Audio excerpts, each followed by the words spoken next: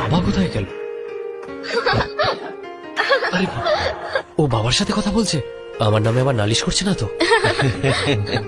বাড়ি যাওয়া যাক বাবা। দাঁড়া বাবা, এই যে একে দেখো, এ আমার ছেলে সূর্য। এ আপনার ছেলে সূর্য? কি হয়েছে, সব ঠিক আছে তো?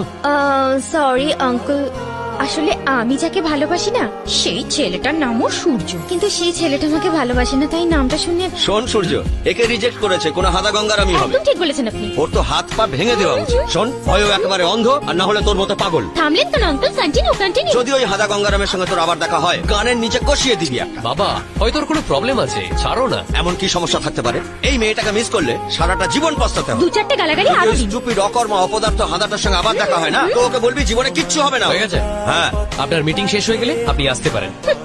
নমস্কার আঙ্কেল। তোর কপাল খারাপ সূর্য, জানি না এই মেয়েটা কোন পরিবারের বউ হবে। বাবা তোমার কমিটমেন্টটা তুমি ভুলে আমি গেলে। কি করলাম? প্রত্যেকটা মেয়েকে দেখলে কি তুমি একই কথা বলো? আমি এরকম কবে বলেছি?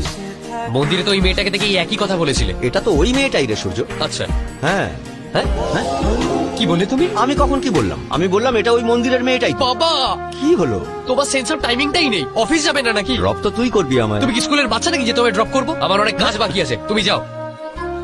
এ ছেলেকে বোঝা বড় দায়। আমার কথা শোনো ভালো। কেন শুনবো তোমার কথা? তোমার সেই ব্যাক সাইড কোথায় গেল? যাও, তুমি তার কাছেই যাও। যদি কোনো মেয়ে কাউকে ভালোবাসে, তার হাত ধরে আর তার পেছনে পেছনে ঘোরে, তার মানে সে ওই ছেলেটার জন্য পাগল। এইটুকু কথা তুমি বুঝতে পারোনি। আমার বাবার চশমাটা কেন সরিয়ে দিলে? নিজের মতো করে কেন দেখতে শেখালে? লাইফটাকে অন্যরকম ভাবে এনজয় করার কথা কেন বললে? আর এখন হাসছো কেন? যাও এখান থেকে, মেয়েদের ব্যাক সাইড দেখো আর ওই মেয়েটাকে খোঁজো।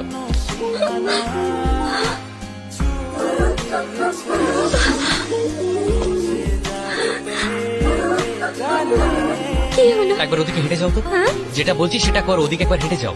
আরে অত ভেবো না, যাও।